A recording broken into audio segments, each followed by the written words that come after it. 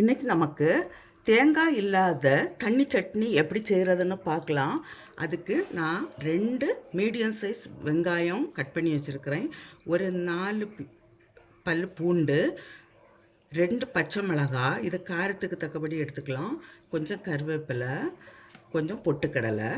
இப்போ செய்கிறதுக்கு ஸ்டார்ட் பண்ணலாம். ஒரு பேன் வச்சு கொஞ்சமாக ஆயில் விடுறேன்.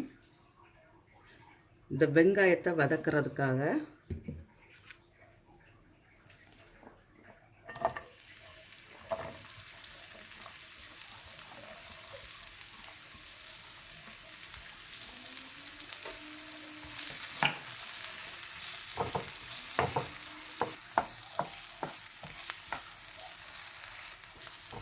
வெங்காயம் இவ்வளவு வதங்கினது போதும். நான் இப்போ ஸ்டவ் ஆஃப் பண்ணுறேன். இது நமக்கு ஆறின பிறகு மிக்சியில் அரைச்சி எடுக்கலாம்.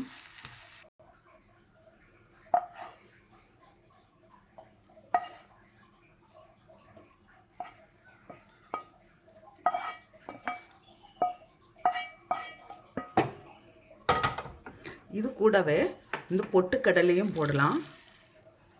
நான் பொட்டுக்கடலை ஒரு கைப்பிடி நிறைய எடுத்துருக்கிறேன். இதுக்கு தேவையான அளவு சால்ட்டு. இதை இப்போ தண்ணி விடாமல் ஃபஸ்ட்டு அரைச்சிட்டு அப்புறமா கொஞ்சம் தண்ணி விட்டு அரைக்கலாம்.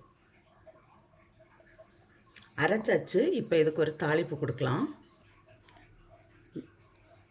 கொஞ்சமாக ஆயில் விடுறேன். கடுகு,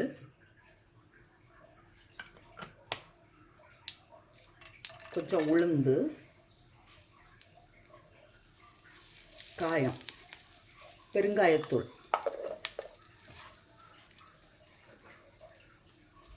சின்ன வெங்காயம்,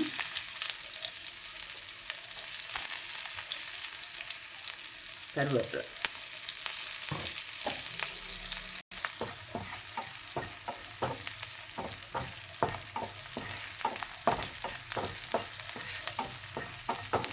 இது இந்த வெங்காயம் கொஞ்சம் கரிஞ்சு வரட்டும். இப்போது அரைச்சி வச்சிருக்கிற இந்த வெங்காயம் எடுத்து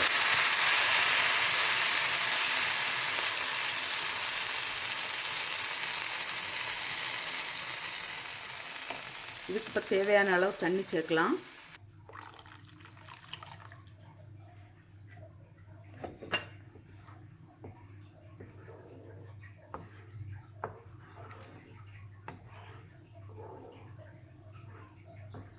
நான் ஸ்டவ் ஆஃப் பண்ணியாச்சு. சட்னி ரெடியாக இருக்குது. நான் இப்போ இட்லிக்கு கூட இதை பரிமாறுறேன்.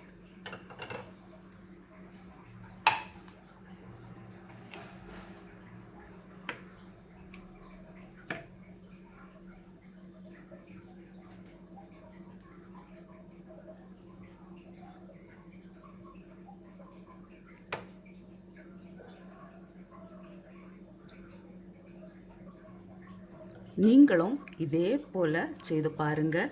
செய்து பார்த்து உங்களுடைய கருத்துக்களை தெரிவிங்க. உங்களுக்கு இந்த சமையல் பிடிச்சிருக்குன்னா சப்ஸ்கிரைப் பண்ணுங்கள்.